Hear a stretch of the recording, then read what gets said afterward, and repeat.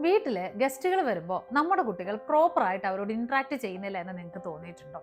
അതിന്റെ കാരണം ശരിക്കും കുട്ടികൾ റൂഡായി ബിഹേവ് ചെയ്യുന്നത് കൊണ്ടോ അവർക്ക് നമ്മുടെ ആളുകളോട് സഹകരിക്കാൻ ഇഷ്ടമില്ലാത്തത് കൊണ്ടോ അല്ല. അതിന്റെ പ്രധാന കാരണം സോഷ്യൽ ആങ്സൈറ്റിയാണ്. ഇപ്പോഴത്തെ കാലത്തെ മെജോറിറ്റി കുട്ടികളും ഒരു ക്ലോസ്ഡ് ആയിട്ടുള്ള ഒരു ഏരിയയിലിരുന്ന് മേ ബി മൊബൈൽ യൂസ് ചെയ്യുന്നുണ്ടാവാം, സ്ക്രീൻ ടൈം ഉണ്ടാവാം, അതല്ലെങ്കിൽ അവരുടെ ഫ്രണ്ട്സിനോട് മാത്രമായിരിക്കാം സഹകരിക്കുന്നത്. ഒരു ഓപ്പൺ വേൾഡിലേക്ക് വന്ന ആളുകളുമായി എക്സ്പോഷർ ഉണ്ടാവുന്നതിനുള്ള സാഹചര്യങ്ങൾ വളരെ കുറവാണ്.